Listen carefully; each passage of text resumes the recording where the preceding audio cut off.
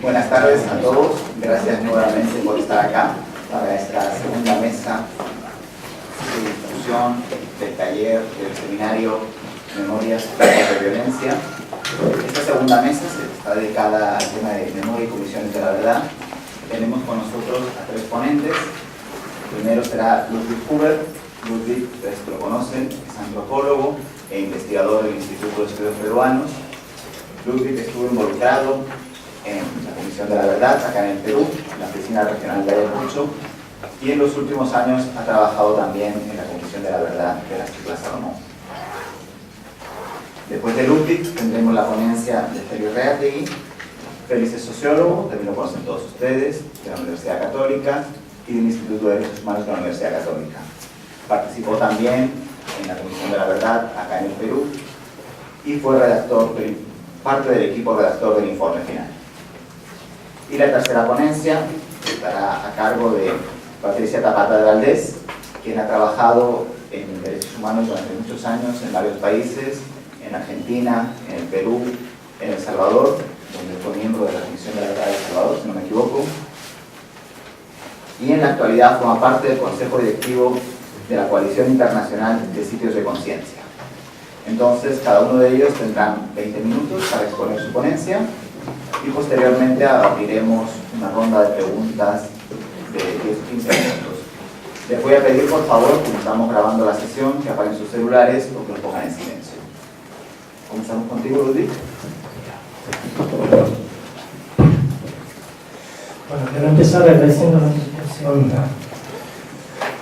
Quiero confesar que yo tengo un reflejo casi patológico de negarme a esas invitaciones porque siempre pienso que no tengo nada importante que decir, pero ese tema que se me ha propuesto me obliga a iniciar un proyecto muy personal que es construir mi propia memoria sobre dos experiencias profesionales que en su momento me han absorbido por completo.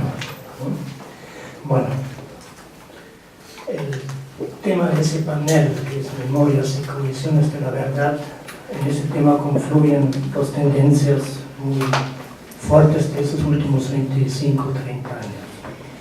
Que por un lado es que la historiadora Che Winter llama el boom de las memorias, que han irrumpido con mucha fuerza en las ciencias sociales y en la misma política. Y por otro lado, la proliferación de las comisiones de la verdad en todo el mundo, ¿no? Desde la primera, creo, en Bolivia en el 82, que nunca logró terminar su trabajo, pasando por casi todos los países latinoamericanos, por Europa, Alemania, hasta Timor-Leste, en Asia, hasta Canadá, que acaba de entregar su informe, la Comisión Greensboro en Estados Unidos, hasta reciente en Brasil, ¿no? O sea, hay un montón, están de moda, de alguna forma, las comisiones de la verdad en todos los continentes. Y como dice Raúl, yo he tenido la oportunidad de trabajar en dos. Acá en Perú fui entre 2001 y 2003 por invitación de Carlos Iván, el coordinador de investigaciones en la sede en Ayacucho. Al mismo tiempo me has hecho con Patricia Palbuena el estudio en profundidad sobre las comedias de autodefensa. Y hacia el final de la comisión me apoyé en la redacción del capítulo sobre Sendero Luminoso. Y entre junio 2010 y diciembre 2011, o sea, hasta casi ahorita, he trabajado en las Islas Salomón en la Comisión de la Verdad y Reconciliación, como el título era Head of Research, que es algo como jefe de investigaciones. O sea, dos contextos, dos conflictos totalmente diferentes, ¿no? En Perú, una guerra sucia entre dos grupos, el Sendero Penemertia, que declararon la guerra al Estado, dos grupos altamente ideologizados, ¿no? Que lucharon por el poder. En las Islas Salomón, un conflicto que empezó entre dos grupos étnicos y terminó en un caos total, ¿no? Con el Estado como observador, ¿no? El Estado, o sea, nadie es interesado por el poder allá. Entonces,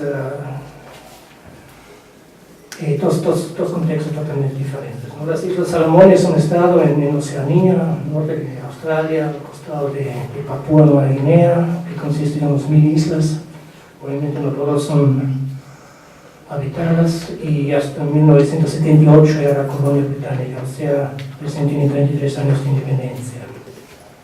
Ahora, las islas pertenecen a un espacio cultural que se llama Melanesia, ¿no? Y a los antropólogos presentes acá ya tienen que encenderse, al menos a los que no han faltado mucho a sus cursos obligatorios, encender todas las luces, porque al costadito de las Islas Salomón están las Islas Trobriand, donde Malinowski hacía su trabajo de campo en la primera década del siglo pasado, que diera origen a las primeras etnografías, a las monografías etnográficas, basadas en trabajo de campo, más en la observación propia, que después se considera como observación participante. Y Melanesia es un paraíso antropológico por varios aspectos, ¿no? El tiempo no me permite entrar muy en detalle, pero uno de los elementos es la diversidad cultural. O sea, en Melanesia vive 3% de la población mundial que hablan más del 25% de todos los idiomas del mundo, ¿ya? Que en números es entre 1000 y 1200 diferentes idiomas. 800 que solo en Papúa Nueva Guinea, y entre 80 y 120 en las Islas Salomón, una población de 600.000 personas. Eso por un lado.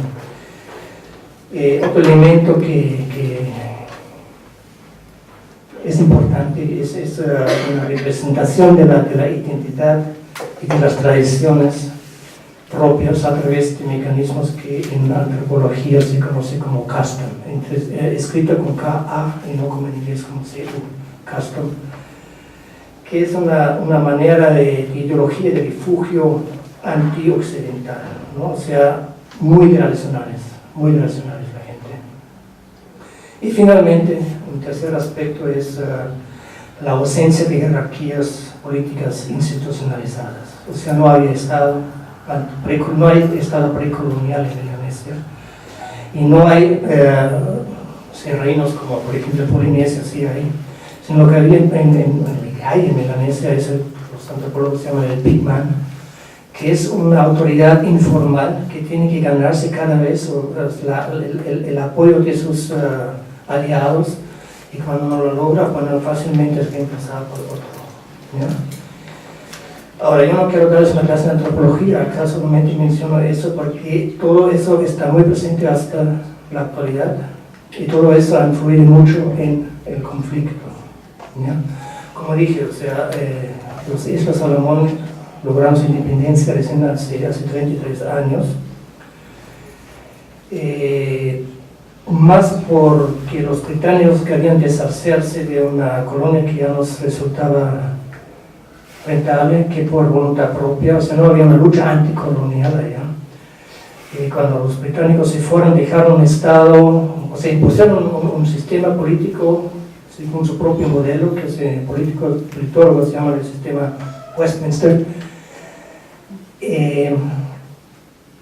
Pero con ese pasado que acabo de describir brevemente, y con esa diversidad étnica, cultural, lingüística, obviamente eso resulta un estado muy débil, muy débil. No sé cuántas veces he pensado en Julio Kotler, que siempre se queja que acá no hay estado. Bueno, podría ser peor, podría ser mucho peor. O sea, un estado muy débil, que nunca logró conglomerar esa diversidad, esa cantidad de grupos étnicos, de esa diversidad cultural en un Estado-nación, ni por razón. Entonces, cuando el Estado se independiza, la migración entre las islas, porque hay una constitución que lo permite, aumenta mucho, que causa no solamente choques culturales, ¿ya? Porque, por ejemplo, Guadalcanal, que ha recibido la mayoría de los migrantes, es matrilineal. Malaita, que ha expulsado la mayoría de los migrantes, es cognados o son patrilineales, y cuando los dos se casan hay problemas, porque un varón que se casa con una mujer matrilineal tiene acceso a tierras de su esposa y puede acumular, ¿no? O sea, eso genera problemas. Entonces así empezó el conflicto, ¿no? En 98 empezó un conflicto como conflicto étnico. O sea, los de Guadalajara empezaron a expulsar violentamente a los migrantes de las otras islas, sobre todo de Malaita.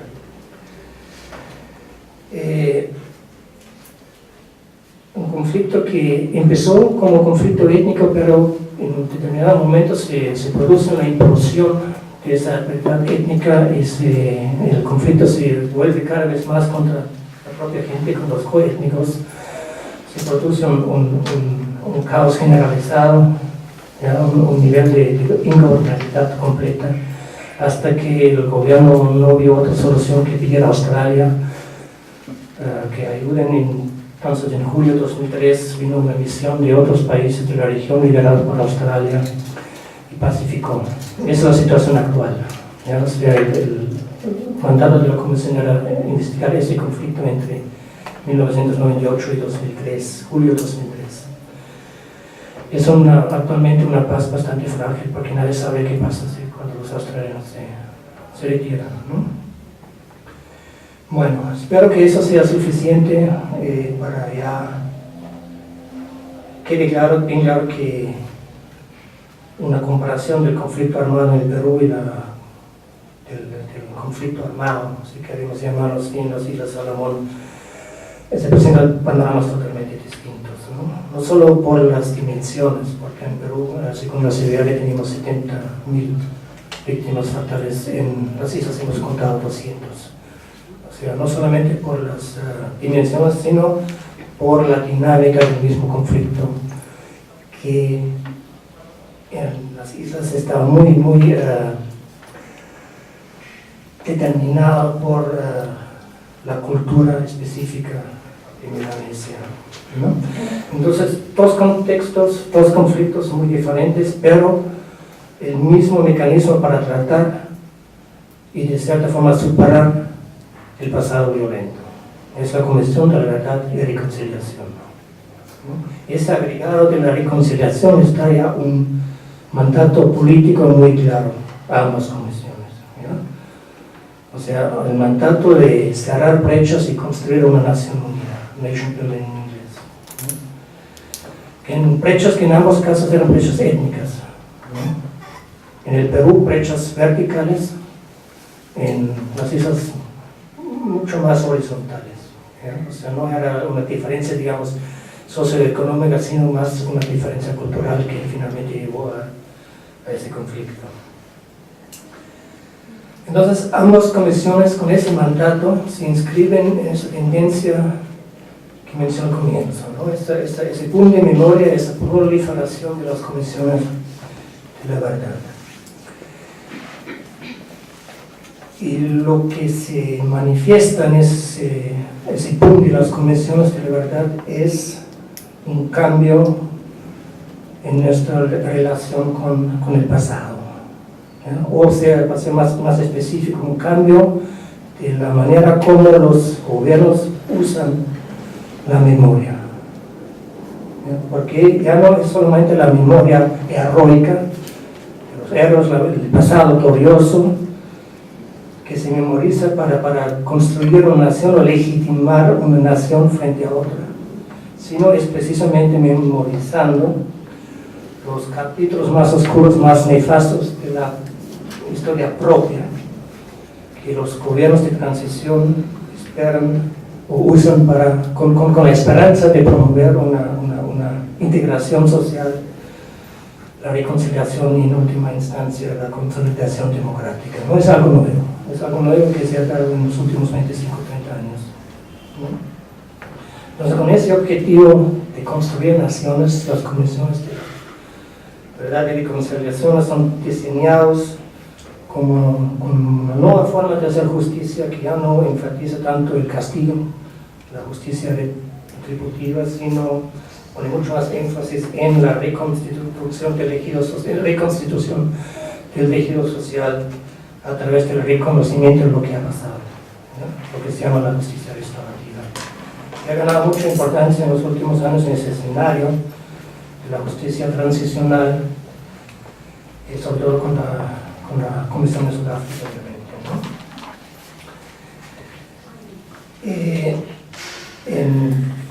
Hacia fines del siglo siglo pasado, el primer Nobel nigeriano Wole Soyinka publicó una serie de ensayos donde dice que el mundo parece cogido de una fiebre de expiación, ya con un cierto discurso, ya refiriéndose explícitamente a la Comisión Sudafricana.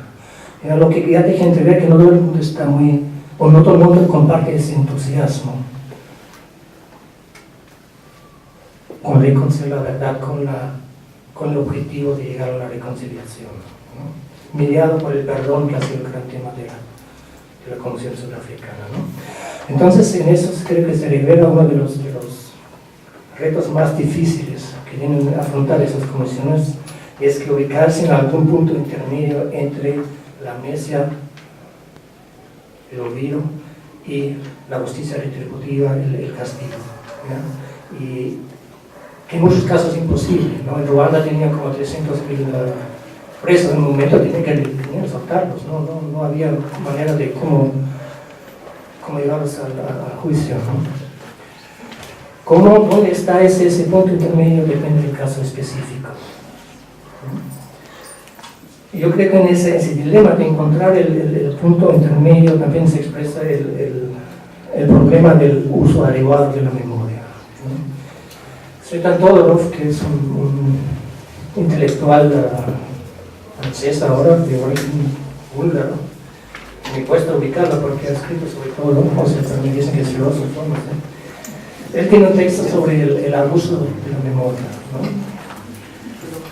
Donde los abusos de la memoria, donde dice que el culto, donde señala que el culto a la memoria no siempre lleva a cosas buenas, ¿ya? Y pone como ejemplo el caso de los serbios, que justificaron las barbaridades que ellos cometieron contra otros pueblos de la ex Yugoslavia, justificando con los sufrimientos que ellos habían recibido por esos pueblos, o sea, recurriendo a la memoria, ¿no? Entonces, Todorov propone, para llegar a un buen uso de la memoria, propone distinguir entre dos tipos de memoria: lo que él llama la memoria literal, o sea, es la memoria que no pasa de la experiencia propia, de la experiencia inmediata de un grupo, de un individuo, del trauma sufrido, que se prolonga del pasado hasta el presente y absorbe la víctima, ¿no? Y la otra forma de justicia es la justicia ejemplar, ¿no? Que sí trasciende la experiencia propia inmediata, traumática, y permite a las víctimas de sacar conclusiones, de reflexionar, ¿ya? Sobre lo que ha pasado, ¿ya? O sea, las víctimas de Todorov se preguntan o logran preguntarse qué podemos aprender de nuestra experiencia, y de esta manera de llegar a lecciones, a aprender lecciones que se puedan aplicar para que la barbarie no se repita, ¿no? Entonces, para Todorov, obviamente, la memoria políticamente correcta, por decirlo así, es la memoria ejemplar, ¿no? En la mañana Gonzalo Sánchez mencionó a Steve Stern, que tiene un concepto, una pareja de conceptos parecidos con la memoria suelta y la memoria emblemática, ¿no? Entonces lo que tratan de hacer las comisiones de la verdad y reconciliación es brindar apoyo en la construcción de esa memoria ejemplar, ¿no? Sacando de la experiencia dramática del entorno inmediatamente personal, llevándolo a la esfera pública, a través de su informe final y otros mecanismos como las audiencias públicas, ¿no? O sea, la idea es generar conocimiento sobre lo que ha pasado, y de esa manera generar condiciones para la reflexión y finalmente llegar a generar las condiciones para que la barbarie no se repita. Que está bien, obviamente está bien siempre y cuando no se cae en automatismos, ¿ya? Que lamentablemente yo todavía veo en muchas declaraciones, en muchas publicaciones, en muchas afirmaciones relacionadas con las comisiones de la verdad y la reconciliación, ¿no? Como si la revelación de la verdad por sí ya llevaría a la reconciliación Creo que eso ha sido una de las experiencias más dolorosas de la Comisión Sudafricana, que tiene que reconocer que eso no es así, no es tan fácil, ¿no? O sea, la verdad, revelar la verdad por sí solo no revela, no soluciona nada, ¿no? La verdad, entendida como memoria ejemplar, y por sí sola no resuelve nada. Por eso requiere mucha voluntad política, ¿no? Solo quiero mencionar dos problemas relacionados con ese punto. El primero es que cualquier memoria es selectiva y impregnada con intereses particulares, ¿ya? Y creo que nadie lo ha expresado con tanta lucidez como Federico Nietzsche, que en sus más allá del Pinimal tiene un aforismo que dice: mi memoria me dice que he hecho tal cosa, mi orgullo me dice que no puedo haber hecho tal cosa, ¿ya? Entonces la memoria cede. Siempre es bueno recordar a Ernesto Renaud, que a fines del siglo XIX dijo que las naciones se construyen principalmente sobre la base del olvido y del error histórico. Y ojo, no por equivocación, ¿ya? Sino con cálculo, ¿ya? Entonces, cualquier memoria es selectiva, es interesada, y eso creo que se explica tanto a la memoria literal como a la memoria ejemplar. La construcción de una memoria ejemplar no garantiza su buen uso, como demostró el mismo Todorov con su ejemplo de células.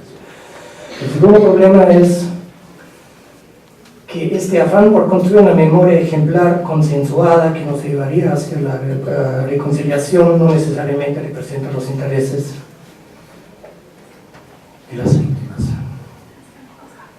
Priscilla Heiner tiene en su libro sobre las cuestiones de la verdad, Unspeakable Truth, tiene una cita de una entrevista que hizo a Horacio Verbitsky, periodista y escritor argentino. Y Verbitsky le dice: si alguien secuestra a tu hija, la tortura, la desaparece y después dice que no ha hecho nada, ¿cómo le vas a reconciliar con alguien así, ¿no? Y Verbitsky dice que el discurso político de la reconciliación es profundamente inmoral porque niega lo que la gente ha sufrido acá. En Alemania, en los 60, ha causado cierto impacto un libro de un autor austriaco que publicó bajo un seudónimo francés, Jean Amory, que fue hijo de un padre judío y una mamá católica, y ha pasado por varios campos de concentración, entre ellos Auschwitz. Publicó un libro sobre su experiencia. Ese libro tiene un capítulo que se llama Resentimientos, donde Amory dice que él mantiene su resentimiento porque solo el resentimiento permite que el crimen se convierta en una realidad moral para el perpetrador, ¿no? Entonces lo que hace esa gente, y veo algo parecido también al menos en la primera generación de la Anfasepa Canaya Kuchun, de todas maneras en Angélica Mendoza, lo que hace esa gente es se afiere a su memoria literal, al dolor sufrido, a su propia experiencia, no con un afán de venganza, sino desde una percepción de justicia. Y creo que están en su derecho. Entonces el tema de la memoria es ambiguo, ¿no? Miroslav Volf de la Universidad de Yale dice que la memoria puede dar vida, pero también puede ser letal. Entonces con el mismo Volf hay que desambiguar la memoria. ¿Cómo? Ahora Volf es teólogo y para él obviamente la solución final está en Dios y la ética cristiana, pero también propone algunas soluciones más mundanas, ¿no? Entre ellos lo que él llama la memoria veraz. O sea, la memoria tiene que ser lo más veraz posible, sean cuales sean nuestras propias perspectivas y nuestros intereses. La pregunta que me hago es: ¿en qué medida eso es posible? O sea, ¿es posible desprenderme de mis propios intereses, de mi propia perspectiva cuando escribo el informe final de una comisión de la verdad? Que me toca escribir la mayor parte en las islas y algunas cosas chiquitas acá también en Perú. Cuando escribo un libro, lo publico con mi nombre, A nadie con mente sana se le ocurre pensar que yo estoy publicando la verdad, ¿ya? Pero cuando escribo un informe final, una comisión de la verdad, la cosa es diferente, ¿ya? No solo escribo la historia oficial de un conflicto, sino, bueno, escribo un texto que tiene esa aureola de ser la verdad, ¿ya? Pues en todo caso escribo algo que va a ser leído de manera diferente que el libro que he publicado con mi nombre, ¿no? Y eso sabiendo que lo que estoy haciendo es un trabajo profesional, ¿no? O sea, produciendo un producto que tiene los mismos sesgos que cualquier otro trabajo serio en las ciencias sociales. O sea, sabiendo lo que estamos produciendo son narrativas y no es la verdad. No estamos produciendo verdades. Entonces, y con eso termino. ¿Para qué sirven las comisiones de verdad y de conciliación? Si en vez de producir la verdad, producimos memorias ambiguas. Y no es una pregunta retórica, porque en verdad no sabemos. O sea, no hay un estudio empírico que investigue el impacto de las comisiones de la verdad. Salvo algunas cosas en Sudáfrica, ¿ya? Y cuando hablo del impacto de la comisión de verdad, no me refiero a qué medida se cumple o no se cumple con sus recomendaciones, sino hablo si aún cumpliendo con todas sus recomendaciones han logrado lo que querían lograr. Son mecanismos útiles, no lo sabemos con certeza, ¿no? Ahora, el hecho de ser autor de todos los informes finales me obliga prácticamente al optimismo. Yo creo que hay motivos para ser optimista, pero la verdad es que lo que menos me preocupa es esa cuestión de la verdad. La pregunta qué cosa es la verdad es una pregunta que a los filósofos le ha preocupado, al menos desde Platón, desde la parábola de la cueva, sin que haya llegado a una conclusión. Donald Davidson, que es un filósofo estadounidense, norteamericano, dice que la verdad es un concepto tan fundamental para el ser humano que quizás que es posiblemente que se escape de un vocabulario que permita definirla con claridad. Y lo importante para Davidson es no tanto qué cosa es la verdad, sino cómo se la usa, qué uso damos al concepto, ¿no? Y bueno, hay otros como Habermas y Richard Rorty que tienen así posiciones similares, que también dicen que lo importante no es tanto llegar a la verdad pura y final, que quizás es imposible, ¿ya? Sino lo importante es crear condiciones que nos permiten acercarnos lo más posible a lo que podría ser la verdad, ¿no? Ambos, o sea, tanto Habermas como Rorty destacan el rol de la comunicación. Para eso Rorty dice que el único criterio general relacionado con la verdad que a él importa es la comunicación, lo que él llama la comunicación sin distorsiones, o sea, donde finalmente se impone el mejor argumento, ¿no? Yo creo que así hay también que ver el trabajo de una comisión de la verdad y reconciliación, ¿no? O sea, el informe final no debería tener nada de final, es un inicio, debe ser un inicio de un debate sobre conceptos y visiones, ya no solamente si el número de muertos es el correcto o si se ha cumplido con las recomendaciones, ¿no? Un debate que no se ha dado en Perú a mi criterio y difícilmente que se tiene en las Islas Salomón. O sea, tenemos una tarea pendiente acá. Y mientras tanto me quedo con Michael Ignatieff, que dice que lo único que puede hacer una comisión de la verdad es bajar el nivel de las mentiras públicas posibles, ¿ya? O sea, cuando tienes 20 y tantos mil testimonios como en Sudáfrica, 17.000 acá, 2.354 en las Islas Salomón, entonces nadie puede decir acá nada ha pasado, ¿ya? Y creo que eso de por sí ya no es poca cosa. Gracias.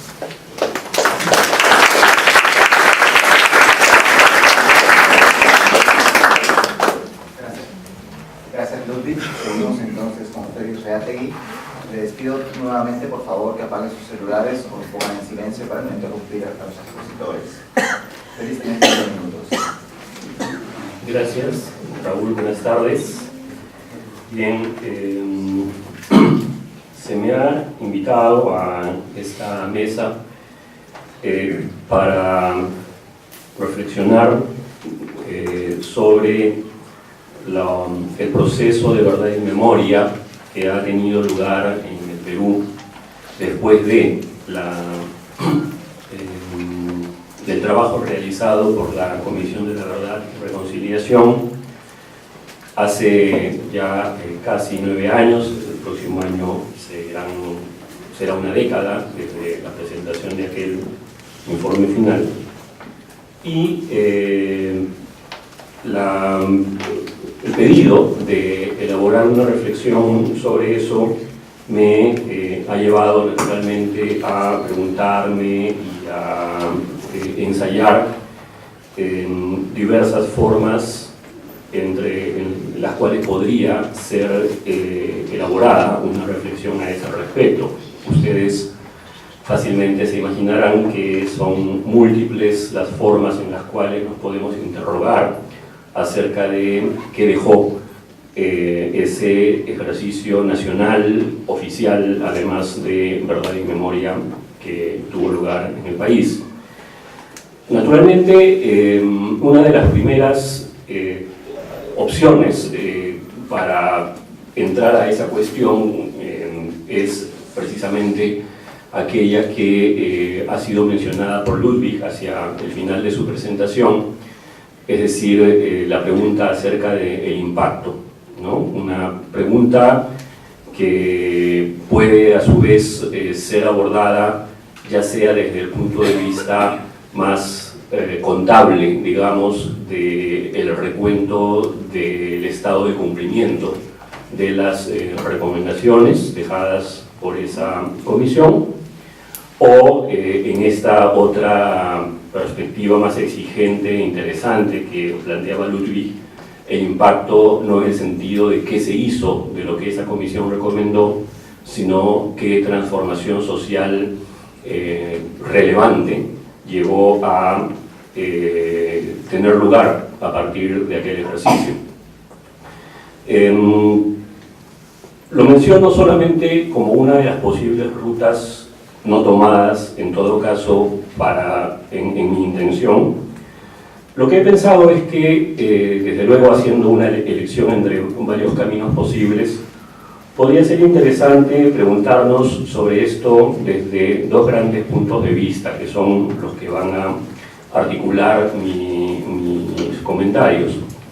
El primero, la pregunta acerca de qué colocó ese ejercicio oficial nacional de memoria en el discurso público peruano, no necesariamente en el sentido de que haya logrado victoriosamente colocar una agenda, pero sí en el sentido de que hay términos, hay conceptos, hay puntos de vista que, aunque sea para ser negados y estigmatizados por algunos, sin embargo hoy forman parte de la discusión pública en el país.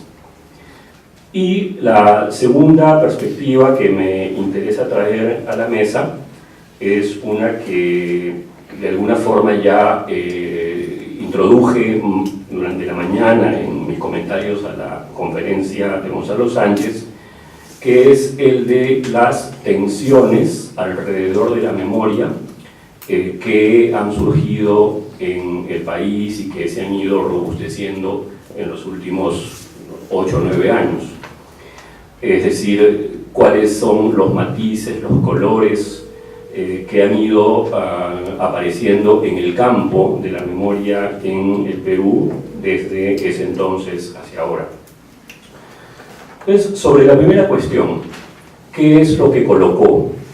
¿Qué es lo que se puede considerar que ha quedado alojado en el discurso público peruano a partir de la Comisión de la Verdad? Yo diría que esa cuestión podría ser capturada a su vez de dos maneras distintas. Una de ellas es desde el punto de vista de, que llamaré factual y axiológico, es decir, lo que esa comisión colocó en términos de hechos o de establecimiento de hechos, pero también en términos de valores. Y del otro lado, en algo un poco más amplio, la cuestión relativa a las representaciones colectivas del pasado. Tenemos entonces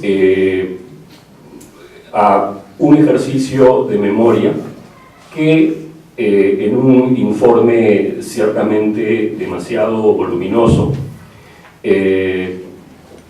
coloca, casi uno diría que inunda el discurso público con una serie de hechos, hallazgos que pretenden tener una realidad fáctica. Pero entre esa multitud yo diría que si algo está ahí en el discurso público peruano como una suerte de racimo que a su vez contiene muchos otros elementos, eso es, por un lado, la existencia de víctimas. Esto parece demasiado elemental, parece demasiado obvio, pero en los ejercicios, o mejor dicho, en las sociedades transicionales que conocemos, de hecho, una de las primeras y más impactantes verdades en términos de discurso público es la afirmación innegable de que han habido víctimas, en primer lugar, y de que éstas, de otro lado, se cuentan en el orden de los miles o de las decenas de miles. A mí me seduce mucho la definición de el papel de una comisión de la verdad que Ludwig ha recordado a partir de Michael Ignatieff, ¿no? Esta que dice que una comisión, si bien no puede revelar la verdad o toda la verdad, lo que sí hace es estrechar el margen de mentiras que pueden circular públicamente sin ser cuestionadas en una sociedad. Una de las mentiras, en efecto, más estridentes en una situación transicional, en una situación de posguerra, es la que habla de, la que no habla de víctimas o la que habla de ellas en términos de resultados colaterales y desde luego numéricamente marginales. Entonces, la idea de 24.000 víctimas registradas con nombre y apellido y de 70.000 víctimas o 69.280 víctimas a partir de un cálculo estadístico tiene un peso. No estoy diciendo con esto que sea una cifra aceptada, digo que es algo sobre lo que se ha tenido que venir debatiendo en el país en los últimos años. Pero decía que esa idea de víctimas a su vez tiene la cualidad de ser una suerte de racimo del cual pueden desprenderse muchos otros elementos, y uno podría decir que el término víctima, una vez que es colocado en una sociedad, activa un cierto campo semántico en el cual aparecen, desde luego, el correlato de la víctima, que es el perpetrador. Aparece, junto con la idea de perpetrador, la idea de el crimen o el delito. Y como tercera derivación de eso, aparece la idea de obligaciones estatales. Entonces, hay aquí una activación, decía yo, de un campo semántico en el cual, o por el cual, el discurso público tiene que, o ha tenido que necesariamente, diría yo que de manera reticente y muchas veces soterradamente también, hacerse cargo de alguno de esos elementos en algún momento. Podría parecer quizás demasiado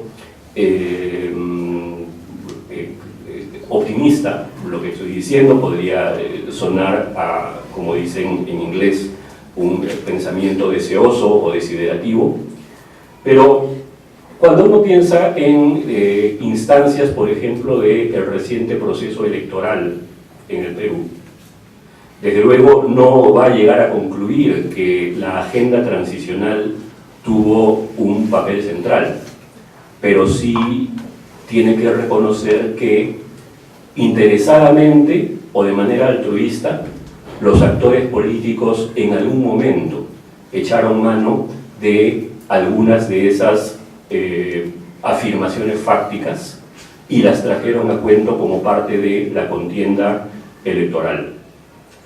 Ahora, la existencia de esas víctimas, de otro lado, trae consigo o activa algo que en el Perú tiene una existencia oscilante, que es el problema de la exclusión, que en algunos momentos aparece de manera protagónica y que en otros momentos se opaca. Entonces, víctimas y exclusión aparecen ahí enfatizados de una manera diferente. Y la otra verdad que ahí es colocada, que en verdad es colocada de alguna forma por negación, es la no existencia de desaparecidos.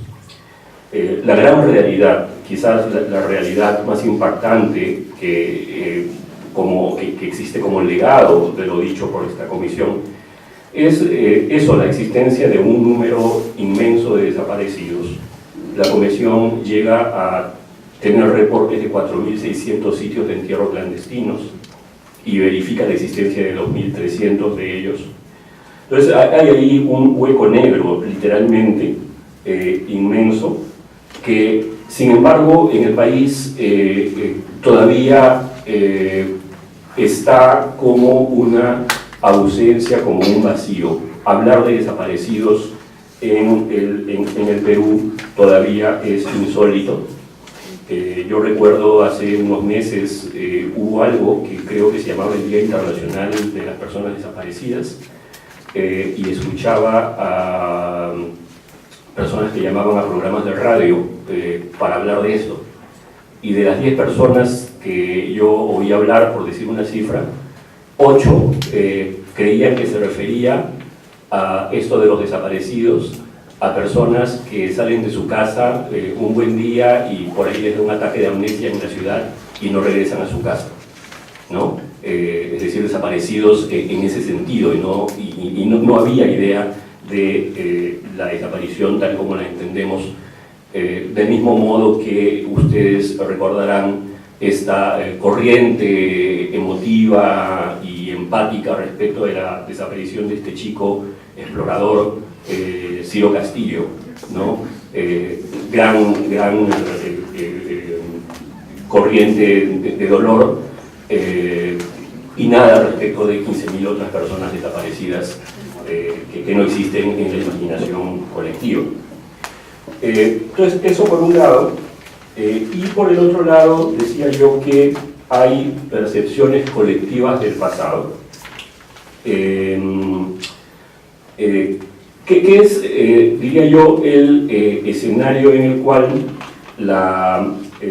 el legado y lo que la Comisión de la Verdad pone en el escenario público se revela como más polémico, en el sentido de que se busca reescribir una historia que no solamente es desafiante respecto de aquello que dice sobre la violencia y sobre las responsabilidades legales que de ahí se derivan, sino que es desafiante en el sentido de proponer un cierto temple, un cierto enfoque crítico en la revisión del pasado peruano, de alguna forma un ejercicio de verdad como el de una comisión es un revisionismo. Es un revisionismo que no siempre tiene forma de ser acogido en los estilos, los hábitos institucionales de un Estado, pero también por el sentido común de la gente. Entonces, eso se revela todavía o existe todavía como un núcleo polémico. Cómo leer ya no solamente la historia del 80 al 2000, sino cómo leerla en sus conexiones con una historia mucho más antigua de exclusión. Y creo que eso se ha y se viene expresando de una forma especialmente álgida, pero también por eso especialmente visible en la polémica acerca de cómo se enseña la historia de la violencia en el sistema de escuelas del Perú, en donde la polémica aparece superficialmente, y por superficial no quiero decir falso, como una polémica acerca de cuánto le concedemos de legitimidad a Sendero Luminoso y con una suerte de rigidez mental que sospecha de cualquier palabra aplicada a Sendero Luminoso que no sea terrorista. Pero más allá o más abajo de la superficie hay una discrepancia de otro tipo, que es la de ejercer una mirada crítica de la historia versus ejercer una aprehensión convencional de la historia, como es más típico de la educación peruana. Eso entonces por un lado. Y la segunda cuestión, y aquí me apresuro un poco porque no es mucho el tiempo que me queda, decía, es lo relativo a las tensiones. En los últimos 9 años, si es que uno mira el paisaje de la memoria, hay dos tipos de tensiones. Una que es la más visible, que es aquella entre los partidarios de una memoria incluyente y además articulada alrededor del valor de los derechos humanos, y del otro lado otro campo que o niega la necesidad de una memoria o se aferra y trata de conservar una memoria esta que Carlos Iván, a partir de Steve Stern, creo, llamaba una memoria salvadora, una memoria que centra todo el relato en cómo es que los militares nos salvaron de una amenaza. Pero, entonces, esa es una tensión que creo que, si bien es políticamente más impactante, de otro lado es académicamente, científicamente menos interesante. Es bastante obvio que, que va a haber un sector hostil a una memoria que los incrimina, o a una memoria que pone en cuestión su imagen del país y de cómo es que este debe ser gobernado y administrado. Más interesante, más compleja, en realidad es la tensión o el conjunto de tensiones que en estos 9 años ha crecido y se ha vuelto más visible entre la memoria oficial nacional que postula la Comisión de la Verdad y las memorias particulares, directas, locales, que un sinnúmero de grupos o colectividades de víctimas o de afectados vienen llevando a cabo.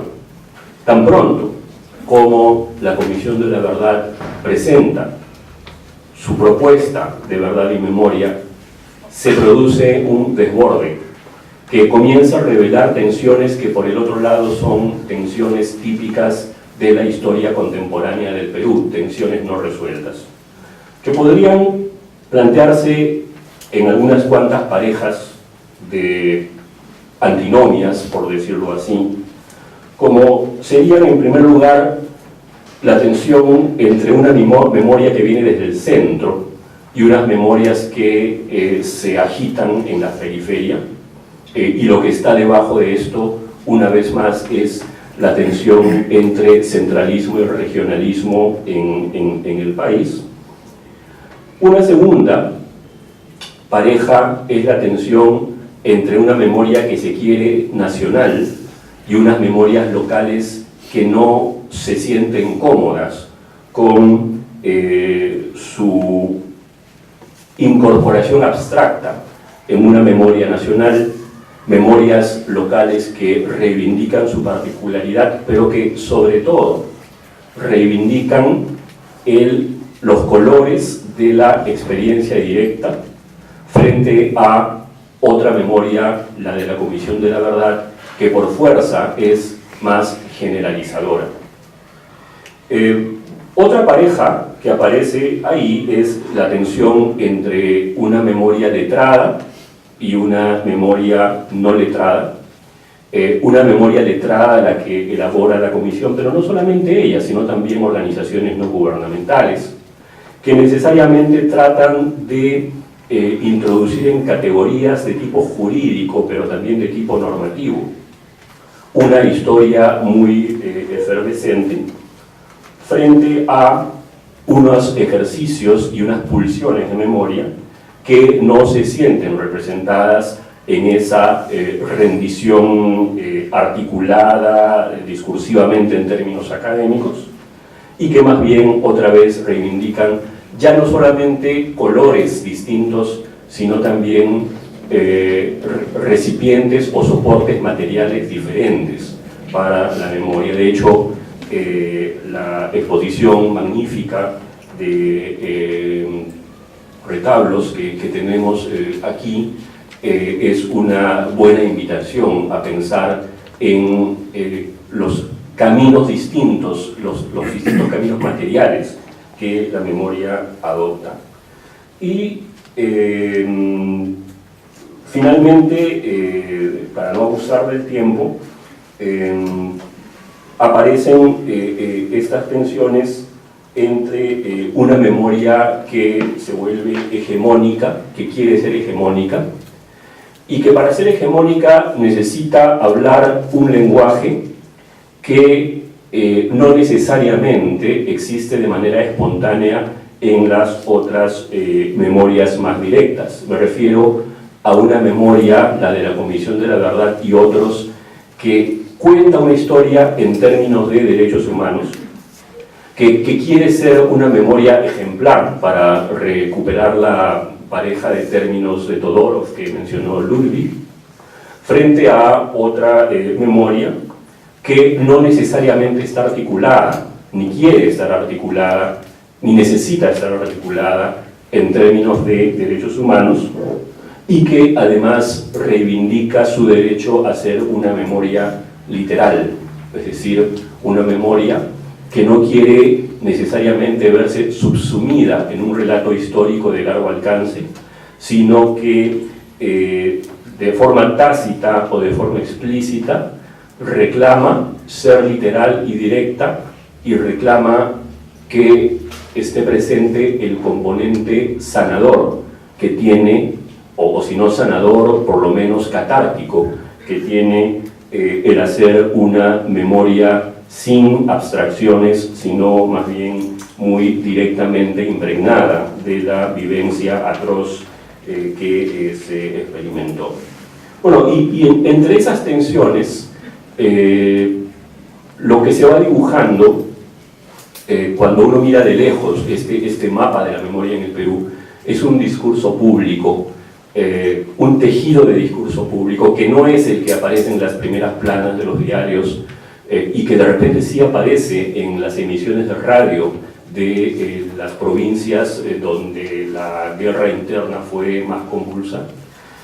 Un discurso público que está hecho de muchas pulsiones, que está hecha de muchos olvidos y de muchos recuerdos, y que desde luego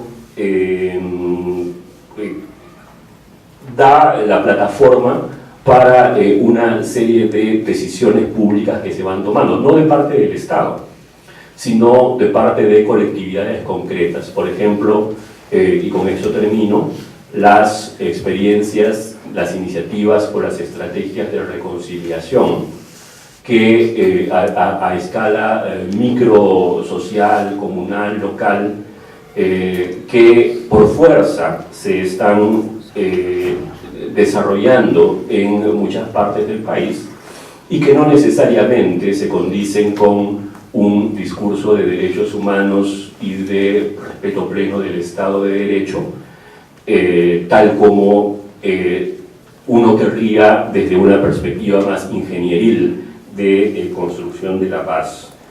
Y eso, entre otras cosas, por una razón muy sencilla, y es que, como oí decir alguna vez a alguien que trabaja en eso en los Balcanes, el gran problema de la reconciliación, aquel frente al cual tenemos que responder de inmediato, es que al día siguiente de la guerra uno se va a encontrar en la cola de la panadería con la persona que violó a su hija.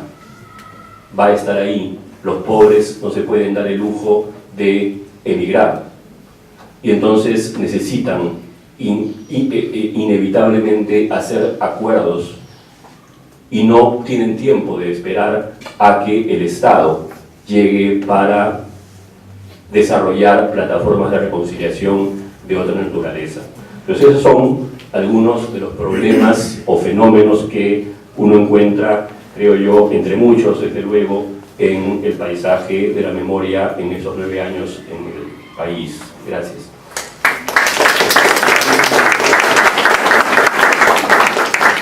Gracias, Félix. Esta es la tercera ponencia.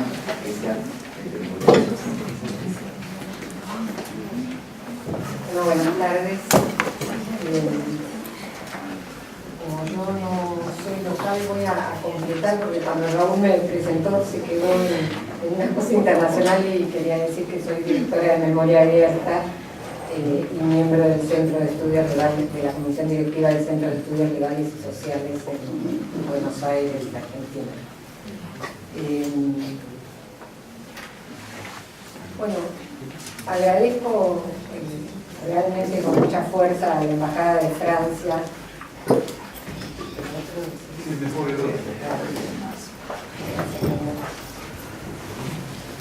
Bueno, quiero agradecer en particular a la Embajada de Francia y al Instituto de Estudios Peruanos la invitación al seminario en homenaje a Carlos Iván de Gregori, amigo y compañero en la lucha política por lograr cambios estructurales en este país.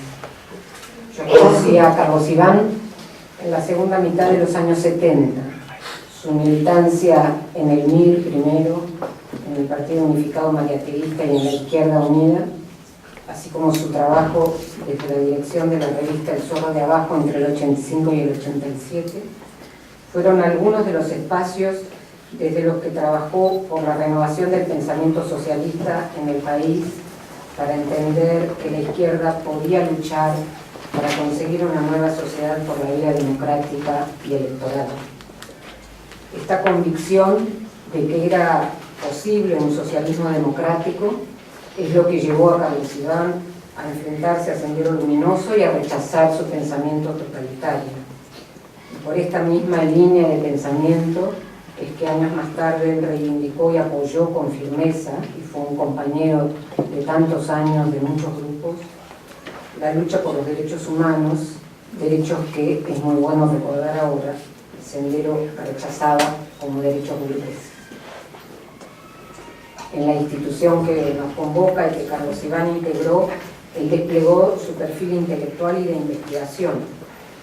Y entre otros temas, estudió y nos explicó a muchos con enorme lucidez la naturaleza y el comportamiento político del Sendero Luminoso.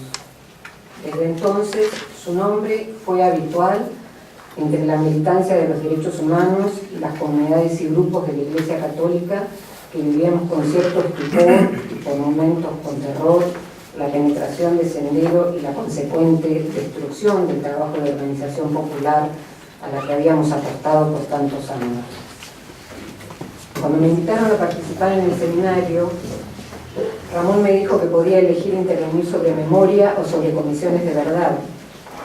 Quizás porque las comisiones son ya lejanas y también porque he hablado mucho en este país sobre comisiones de la verdad.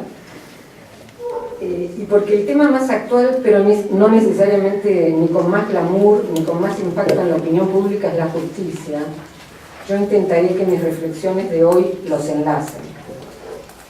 Voy a intentar vincular a los esfuerzos de búsqueda de la verdad, de los cuales las comisiones son una instancia institucional muy lograda, con los ejercicios o los trabajos de la memoria.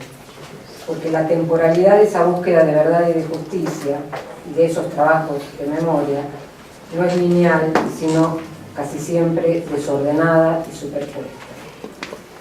Han transcurrido 28 años desde que fuera publicado el informe Nunca Más, resultado de investigaciones de la CONADEP, la Comisión Nacional sobre Desaparición de Personas en Argentina. Acaba de celebrarse el 20 aniversario de la firma de los acuerdos de paz en El Salvador entre la guerrilla del Frente Farabundo Martí para la Liberación Nacional y el gobierno de ese país, y entonces en pocos meses se habrán cumplido también 20 años de la entrega del informe de la Comisión de la Verdad que surgió de esos acuerdos, y hace ya 9 años que la CBR, como se la nombra aquí, terminó sus trabajos. Me refiero solo a estos 3 casos latinoamericanos porque son cercanos de algún modo a mi propia experiencia, pero también podríamos incluir a Chile y a su Comisión de la Verdad, realizada a inicios de la década del 90 y terminada en el 91. Lo que me interesa a mí recordar hoy son 2 cosas.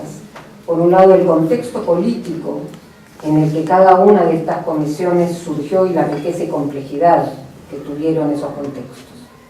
En un breve recuento aparece el final de dictaduras y como una medida iniciática de nuevos regímenes democráticos Argentina y Chile, comisiones formando parte de un acuerdo entre partes antagónicas contendientes, El Salvador, y una ventana de oportunidad en un momento de fin de régimen y de, no sé, se podría llamar transición por fuga o abandono de cargo, si se nos permite la expresión, en el caso de Perú. La segunda cuestión a resaltar es que aunque estos eventos a los que nos referimos estuvieron precedidos por hallazgos de verdad y actos de memoria, se produjeron asimismo otros desarrollos de verdad sobre esa historia reciente que son posteriores a las comisiones formales. En Argentina y Chile fueron varios y muy significativos. Tanto estos hallazgos, estos desarrollos posteriores de verdad, se producen después de las comisiones, tanto por medidas de tipo institucional, búsqueda o apertura de archivos, nuevas comisiones de investigación, en el caso de Chile se abrieron 2 específicamente en años posteriores, o la actuación de la justicia, pero también por acontecimientos subjetivos, por el comportamiento de los individuos. Y un ejemplo de esto último es la ruptura de silencios que sostenían víctimas o testigos y que solo comenzaron a hablar, o comenzaron a hablar de algunos de los aspectos silenciados, una vez que se aseguraron entornos más favorables y seguros para ser escuchados o tiempos más propicios. Si observamos lo ocurrido, por ejemplo, en Argentina, es muy claro que estos desarrollos posteriores a lo que fue nuestra Comisión de la Verdad, que permitieron más verdad, formaron parte y han sido provocados a su vez por los procesos sociales y políticos. Y hay muchos ejemplos. Nosotros tenemos, y es ampliamente conocido, en el año 95, las declaraciones del ex capitán Cilingo, que confirmó a la opinión pública y de manera absolutamente impresionante por el testimonio personal, el modo en que los desaparecidos eran eliminados al ser arrojados al Río de la Plata adormecidos desde aviones. O el hecho absolutamente impactante de identificación, tantos años después, de los restos de las madres que habían fundado la organización Madres de Plaza de Mayo y de las religiosas francesas que habían sido todos secuestrados un 8 de diciembre del año 77 de la iglesia de la Santa Cruz. O las exhumaciones, y mucho más recientemente las declaraciones del dictador Jorge Rafael Videla, que en un libro no solo confirmó un número más reconocido desde las cifras oficiales de las personas que sufrieron desaparición, sino que incluso, y varios, en particular Félix se lo mencionó hace un rato, sino que incluso incorporó de manera bastante graciosa para muchos de nosotros el lenguaje que durante todos estos años se usó en las discusiones públicas, porque Videla habló explícitamente de que la intervención de la Fuerza Armada había sido imprescindible para disciplinar a la sociedad. Y eso realmente fue una novedad, porque es un lenguaje tomado desde otro lugar. Después de estos ejemplos, yo voy a mencionar algunos aprendizajes o logros a partir de esta lucha por la verdad, por la justicia, menos nombrada en este día aquí, pero por afirmar y transmitir la memoria en mi país. Y quiero utilizar un ejemplo que me parece también importante, que es el 25 de octubre del año pasado. Los organismos de derechos humanos que formamos Memoria Abierta emitimos un pronunciamiento, cosa que hacemos en contabilísimas ocasiones, después de la primera sentencia por los crímenes cometidos en la ESMA, la ex Escuela de Mecánica de la Armada, uno entre los más de 500 lugares que fueron habilitados durante el terrorismo de Estado para la detención clandestina. Y nosotros dijimos en ese pronunciamiento que después de la sentencia de la ESMA teníamos en Argentina, o tenemos en Argentina, una democracia mejor. Y lo decíamos porque el fallo judicial de ese 25 de octubre había derrotado de manera simbólica los esfuerzos por negar la condición humana de los opositores políticos que allí habían estado cautivos y les había restituido su dignidad. Y sobre todo, el fallo de la ESMA había derrotado los esfuerzos que se realizaron de manera muy consistente en los años posteriores para negar que los hechos que motivaron esa sentencia habían tenido lugar. Uno podría preguntarse por qué la sentencia en la ESMA nos había llevado a pensar que Argentina tenía una democracia mejor, cuando no es, y todos saben, ni el primero de las sentencias obtenidas en este proceso, no solo desde la recuperación de la democracia en el 83, sino desde la reapertura de los juicios en el 2005. Y nosotros lo decíamos porque el impacto social, ahora que estábamos hablando de audiencias y del impacto de estas verdades, el impacto social y el modo en que la sociedad o la opinión pública, para usar un término muy lapso, recibió esa sentencia, fue un modo absolutamente nuevo. Y había muchas razones que quizás confluían para hacerlo. La ESMA es en Argentina y en el exterior uno de los emblemas del centro clandestino de detención, uno de los emblemas del lugar de perversión, siendo que al interior de la guarnición de Campo de Mayo funcionó un centro clandestino de parecidas dimensiones y del cual no hay sobrevivientes. Y nosotros creemos que había varios factores que coadyuvaron para que esto se produjera, y era, por un lado, quienes han ido a Argentina o han visto fotos, el tipo de edificio tan monumental de la ESMA, que comienza o que es presentado a través de ese edificio de 4 columnas, la ubicación en medio de un lugar de amplio acceso en la trama urbana, el reconocimiento de que uno de los jefes que lideró la represión era Macera, conocido por sus planes delirantes de intervenir en el futuro político de la Argentina, porque allí se sabe, estuvieron cautivas y de allí salieron para ser eliminadas las monjas francesas o estas madres fundadoras de la plaza, también conocida por los niveles de colaboración, entre comillas, que los ciudadanos que estaban cautivos y que fueron desaparecidos fueron obligados a prestar en ese carácter de sometimiento a esclavitud, y también porque dentro de la ESMA funcionó una maternidad clandestina.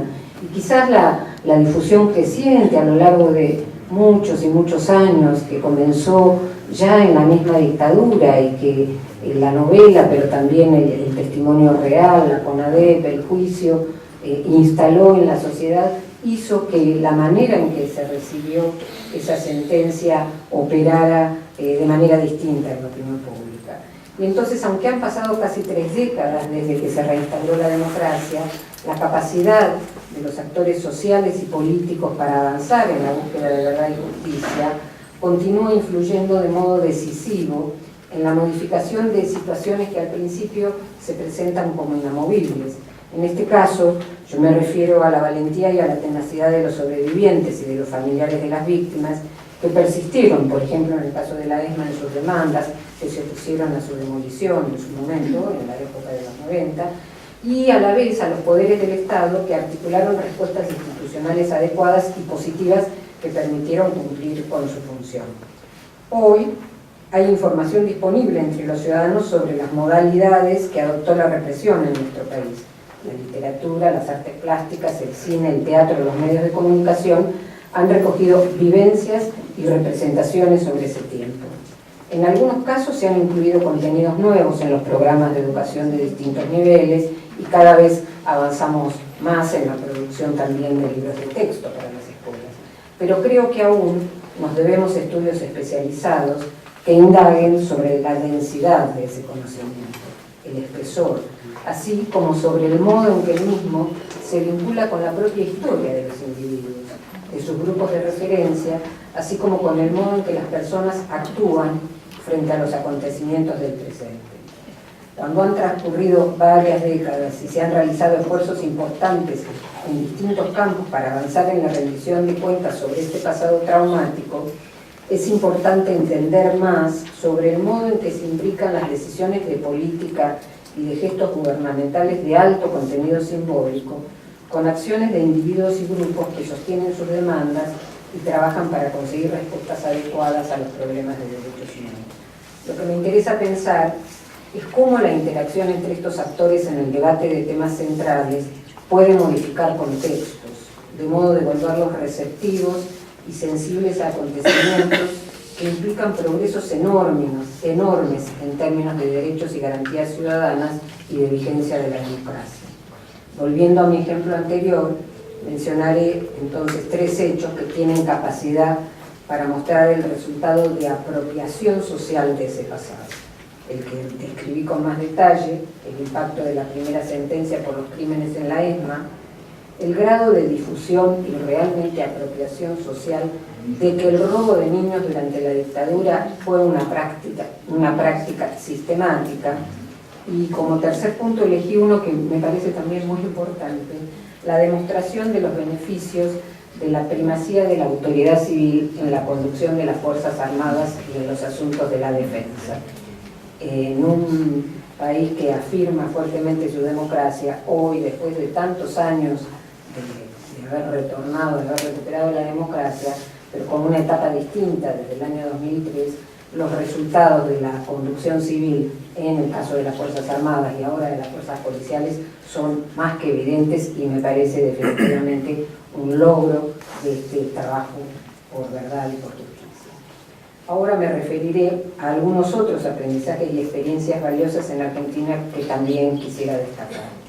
Por un lado, la incorporación de normas del derecho internacional de los derechos humanos a la legislación interna y, en una segunda cuestión, un mayor protagonismo del país en la esfera internacional en materia de derechos humanos, promoviendo medidas para garantizar el derecho a la verdad, el uso de la genética forense o el impulso, más recientemente, junto con algunos otros pocos países, para la creación de una relatoría que acompañe la realización de las obligaciones estatales en materia de verdad, justicia, reparación y memoria, entre otras iniciativas. Asimismo, la implementación de medidas de depuración en las fuerzas de seguridad y fuerzas armadas, así como también de manera creciente en las estructuras del Poder Judicial, y otras decisiones para asegurar que los avances que hemos conseguido para garantizar el respeto a los derechos humanos sean duraderos, involucrando, en este caso, a otros sectores de la institucionalidad democrática, Así, me parece importante mencionar el caso, conseguido en el año 2010, de la declaración por parte de la Cámara de Diputados de la Nación de que los juicios por crímenes de lesa humanidad constituyen una política de Estado. Lo que he querido traer a la mesa hoy son unos ejemplos sobre los modos en que los procesos sociales y políticos de lucha por la verdad y por la justicia, que son en sí mismos productores de memoria individual y social, suelen culminar o pueden culminar en logros institucionales. Y al conseguir esos logros, las que fueron reivindicaciones de verdad y anhelos de justicia, pueden convertirse en políticas públicas duraderas que mejoran la institucionalidad democrática de cara a disminuir las posibilidades de repetición del horror. Por eso es que decimos, y no es una frase, que los temas de ese pasado que recordamos y del futuro que queremos distinto son temas centrales y urgentes del presente.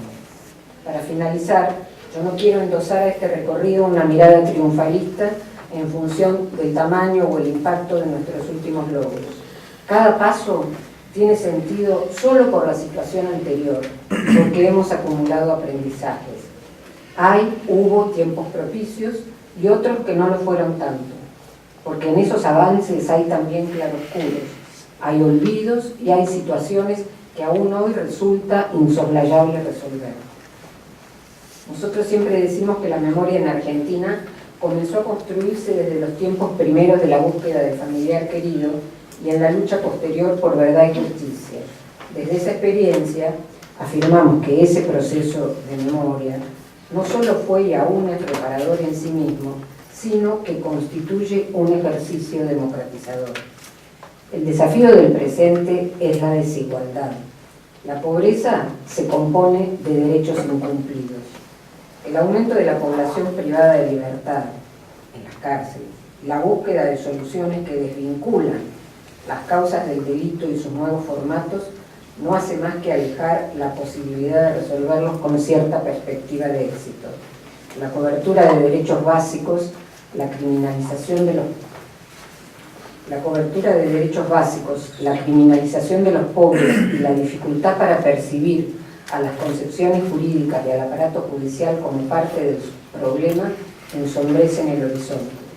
La lucha por el respeto de los derechos humanos en las décadas del 70 y 80 no se parece a la de hoy. Los problemas que hay que afrontar tampoco.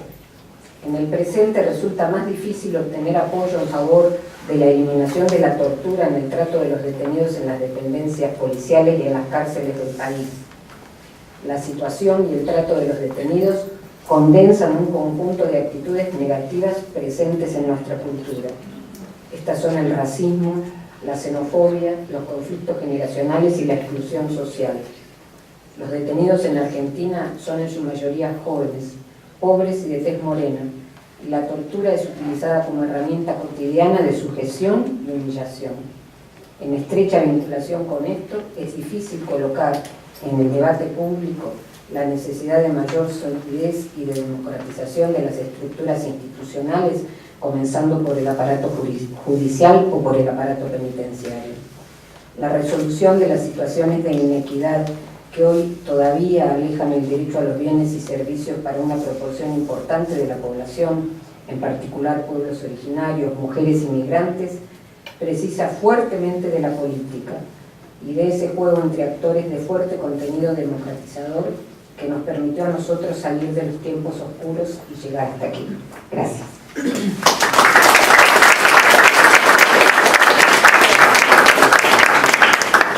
Gracias Ludwig, Patricia, Félix, gracias a los tres por vuestras exposiciones. Abrimos ahora un turno de preguntas. Les pido por favor que las preguntas sean precisas y lo más cortas posible para que entre todos podamos intervenir el mayor número posible de personas. ¿Alguna cuestión?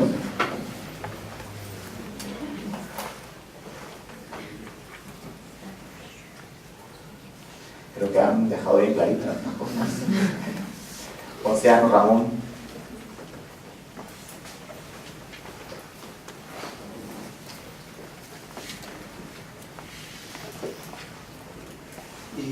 Veo cierta diferencia entre Ludwig y Félix en relación a Todorov.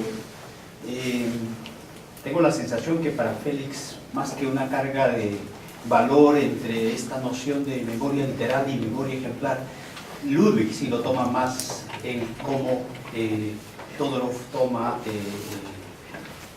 de manera mucho más crítica la noción de memoria literal que la memoria ejemplar.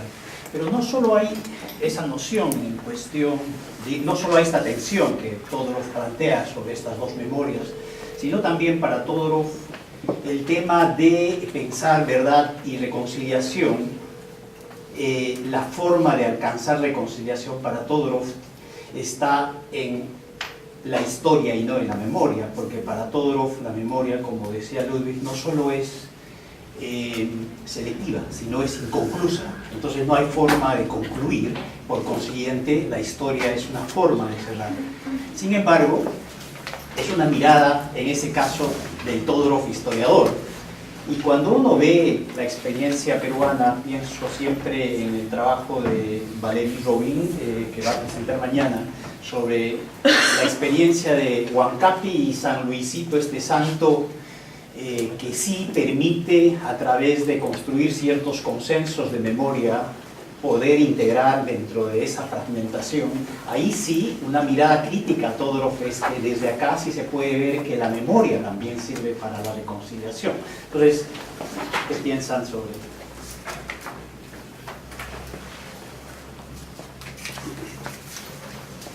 Quería preguntar básicamente a Ludwig, que ha descrito la complejidad, ¿no es cierto?, de diversidad cultural y étnica en las dos experiencias en las cuales ha reflexionado por el modo como se incorpora en el trabajo de las comisiones de la verdad el manejo de esta diversidad, ¿no? ¿Qué semejanzas ve entre la Comisión de la Verdad de Perú, donde justamente el tema étnico fue uno de los temas que acabó dándole identidad al discurso público que finalmente la Comisión de la Verdad elaboró?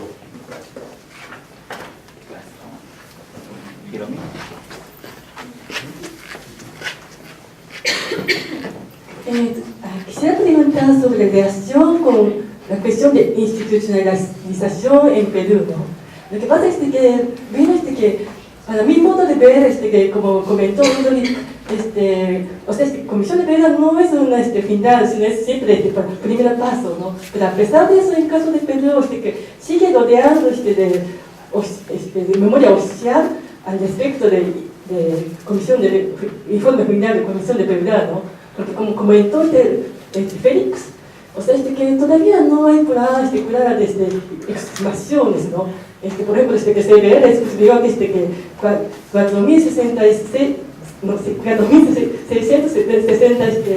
fosas comunes, y dentro de eso solo tres nomás hay exhumaciones en momentos de Comisión de Verdad, y ahora que solo, bueno, yo tengo un dato más completo, que ahora solo o sea, un equipo nomás de país que está trabajando en eso, y es algo de 10 personas, ¿no? Y o sea, hay unos tipo ONG, pero o sea, adentro de tres equipos nomás está trabajando este proyecto de 4.660, y no sé cuántos vamos a acabar. Y también hay muchas cosas, por ejemplo, puede que mañana para hablar de eso, pero, o sea, por ejemplo, ¿qué tipo de Canamarca? De Canamarca, por ejemplo, que había entrada de sendero y tanto como militares, ¿no? Pero en el momento de excavación, o sea, exhumación de CBR, solo hizo exhumación de parte de senderistas, ¿no? Entonces, hasta ahora una imagen que todavía Canamarca fue atacada por senderistas. Y la gente de Canamarca pregunta, ¿por qué no que haga exhumación sobre cosas comunes producidas por militares, ¿no? Pero este caso que no solo de Canamarca, es muy común, ¿no? Entonces, hasta ahora sigue rodeando alrededor memoria oficial producida de CBR, a pesar de que estamos pasando casi 10 años, ¿no? Entonces quisiera preguntar sobre la cuestión de memoria y de proceso de construcción de paz, ¿no? Gracias. ¿Alguna pregunta más antes de pasar a las respuestas de los autores?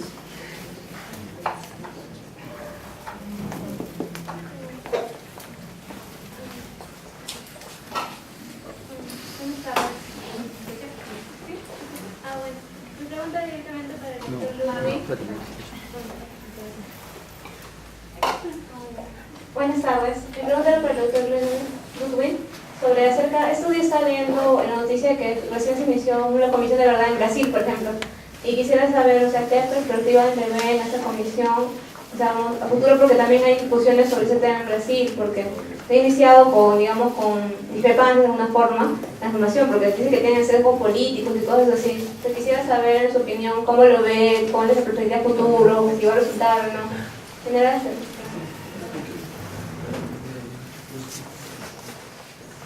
Entonces, comenzamos con la ronda de respuestas. Empezamos por Perú y por alusiones.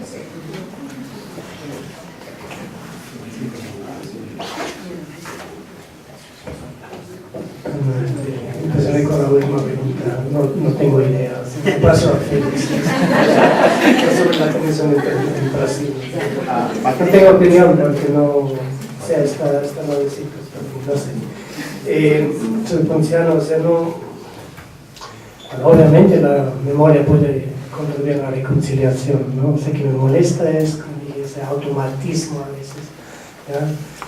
O sea, que se ven muchas afirmaciones relacionadas con comisiones de la verdad y que ha sido una ingenuidad, sobre todo en la Comisión Sudafricana, construyes una memoria a través de testimonios, o sea, sacas la verdad, la reconciliación mensualita, ¿ya? O sea, una ingenuidad tremenda. Es decir, tenían que reconocer que la cosa no es tan fácil, les costó reconocer eso, ¿no? O sea, pues, obviamente la memoria puede. Yo creo que bueno, mismo todo lo no se puede contribuir a la construcción, a la reconciliación, ¿no? Pero no hay nada automático ahí. Sobre Ramón, no estoy seguro si entendí bien tu pregunta, y en qué medida hemos incluido lo cultural en las islas. Bueno, hay varios problemas ahí. Primero yo, pues, cuando me llamaron, ni siquiera sabía dónde queda Isla Salomón, ¿no? 2 años después de escribir. En realidad es un poco absurdo la situación, lamentablemente es así, ¿no? Es absurdo, ¿no? Ahora, lo que hay en Melanesia, como dije, no hay un Estado, no hay una jerarquía política institucionalizada, que es que tenían que, y había un montón de conflictos, precolonial, un montón de conflictos, ¿ya? Guerras rivales, ¿ya? Entonces, y intrarrivales. Entonces tenían que inventarse mecanismos para resolver ese problema de los conflictos sin tener una autoridad tipo Hobbes, ¿no? que desde arriba pone orden, ¿no? Y han encontrado algo que es muy interesante, es que ellos se llaman compensación, ¿no? O sea, vaya, cada infracción tiene su precio, ¿ya? Que ahorita con la modernidad se está monitorizando. Adulterio tiene un precio, ¿ya? No sé, robo tiene un precio, tantos chanchos y siempre acompañado por un ritual que se llama chupo, ¿ya? Ahora, nada de eso se ha incluido muy poco de eso se ha tomado en cuenta en las recomendaciones de la Comisión, ¿no? O sea, hay una deficiencia que se debe en parte a la situación de mi ignorancia, en parte que en todo el país no hay universidad, que, o sea, hemos trabajado en situaciones de una precariedad inimaginable si te comparas acá con la comisión acá en un momento cubrimos, no sé, 700 o algo así, ahí incluyendo jardinero y seguridad, no hemos llegado a 40, ¿no? Y no hay, o sea, la capacidad la capacidad humana de hacer ese trabajo en la isla, por eso tendrían que llamar gente de afuera. Entonces yo creo que hay deficiencias ahí de tomar, o sea, si hubiera debía tomar mucho más en cuenta elementos culturales propios de reconciliación, por ejemplo. La intervención de Pierrot me hizo acordar una experiencia en Ayacucho. O sea, a mí me tocó organizar las salidas tanto de los equipos que tomaron testimonio como organizar los estudios en profundidad. ¿Ya? Una vez hice un intento. Mandé los dos equipos a Ajomarca a la vez. ¿Ya? O sea, los que tomaron los testimonios y los que estudiaban el caso Ajomarca en profundidad, que se tratando de llegar a las contradicciones internas. ¿Ya? Con muy buen éxito para los que tomaron los testimonios y fue muy mal a los que querían hacer los estudios en profundidad. Quiere decir, la gente quería presentarse como víctimas. ¿Ya? Y esta victimización que caracteriza el trabajo de las comisiones, en cierta medida nos impide entender la complejidad. ¿Ya? No hay un espacio público acá que permita discutir para que la gente sea enrolada en Sendero Luminoso. ¿Ya? Es un artículo muy bueno de Kimberly sobre eso. ¿No? Eso, ¿no? Bien, la primera cuestión que planteaba Ponciano, sí creo que es bastante claro que en la reflexión de Todorov, memoria ejemplar tiene un valor positivo, memoria literal, no sé si negativo, pero en todo caso no positivo. Lo que quería resaltar yo más bien era que no siempre vamos a encontrar, no siempre encontramos en el campo, en las experiencias de memoria extraoficiales que se hacen, una tendencia hacia la memoria ejemplar, es decir, que más allá de que consideremos a la memoria literal, constructiva o aquello que es lo ideal, tenemos que reconocer que esa memoria literal existe, es buscada, diría yo que es preferida también en muchos casos, y entonces, más allá de una construcción idealista, sería interesante entender cuál es el sentido, el significado, el tipo de bien que se está realizando, que se está invocando, digamos, en estos ejercicios literales de memoria. Lo cual me da pie de otro lado a mencionar otra tensión, otro problema que no pude mencionar en mi primera intervención, que es la de estas prácticas, me gusta hablar de esas tecnologías transnacionales de memoria que ponen en práctica las comisiones de la verdad, que tienen una cierta idea de cómo y para qué hacer memoria y que intentan ir estandarizando las memorias espontáneas, por así llamarlas, que hace la gente directamente afectada. Entonces, siento que digamos, el protocolo de esta tecnología transnacional de la memoria, en efecto, procura incentivar una memoria ejemplar, y la pregunta es cuánto éxito se logra, pero además de eso, cuánto se gana y cuánto se pierde, cuáles son esos ruidos o residuos que van quedando en el camino, mientras nosotros, desde el mundo transicional internacional, vamos tratando de normalizar o estandarizar esas memorias de parte. La segunda cuestión, lo que Hiromi mencionaba o comentaba, no tengo naturalmente una respuesta a la pregunta, solamente me suscita esta idea, que es que en efecto el problema de la institucionalización del proceso transicional llámese cumplimiento de recomendaciones de reforma, justicia, reparaciones, memoria, verdad, etc., es deficiente, incompleto en todo caso en el Perú. Estamos muy lejos, hablando solamente de sitios de entierro clandestinos, tenemos una diferencia vertiginosa entre los 4.600 documentados y los 10 o 15 que pueden haber sido materia de investigación antropológico-forense. Creo que ahí necesitamos reflexionar un poco más para saber discriminar entre los obstáculos que proceden de la voluntad o la falta de voluntad política en materia transicional en el Perú y los obstáculos que proceden más bien de la precariedad general del Estado peruano, ¿no? Es decir, siento que en alguna medida el Estado peruano es tan ineficiente para hacer justicia en esto como lo es para brindar educación de calidad a los chicos que están en los colegios. Pues, ¿dónde termina el problema de la voluntad política y dónde comienza el problema sistémico del Estado peruano? Creo que puede ser una pregunta interesante. Sobre Brasil,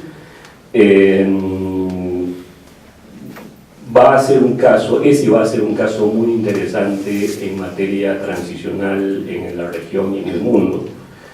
En primer lugar, porque en Brasil podría decirse, si bien hoy recién, o en los últimos años recién se está hablando con el lenguaje transicional, en Brasil hay un largo proceso transicional en realidad de salida de la dictadura, que tiene en su haber unas 3, si no me equivoco, 3 leyes o normas en todo caso de reparaciones, que tienen desde luego una ley de amnistía que precede en algunos años al fin de la dictadura militar, una ley de amnistía que hace un año o un año y medio fue abatida por una sentencia de la Corte Suprema, que por lo tanto en términos jurisprudenciales deja sin efecto a esa ley de amnistía, levanta la obligación de los jueces de respetar esa autoamnistía de los militares.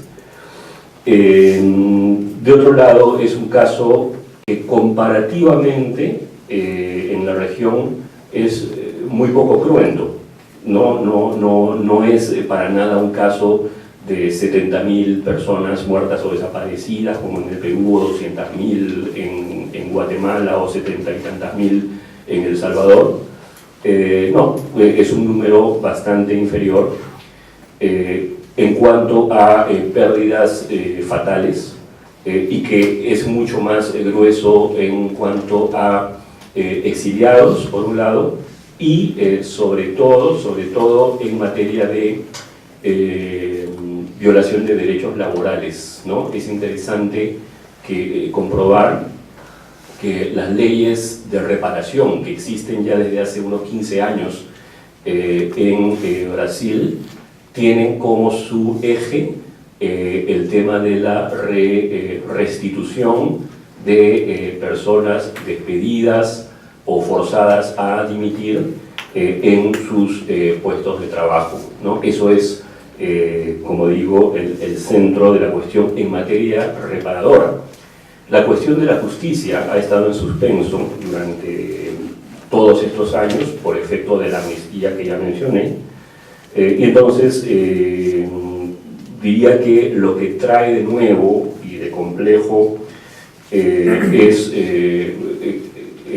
esta Comisión de la Verdad, de la cual se han nombrado hace una semana tal vez, o un poco menos, a los miembros integrantes, que serán 7 me parece, o 12.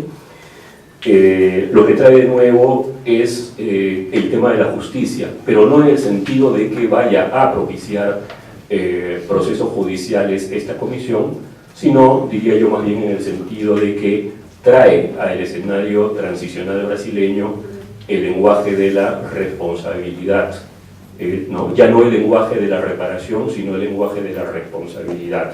¿Hasta dónde es que ese lenguaje de la responsabilidad por crímenes a su vez se va a conjugar con un estímulo al activismo judicial en materia de crímenes y violaciones de derechos humanos, creo que va a ser una pregunta interesante para ser despejada en los próximos años. Gracias.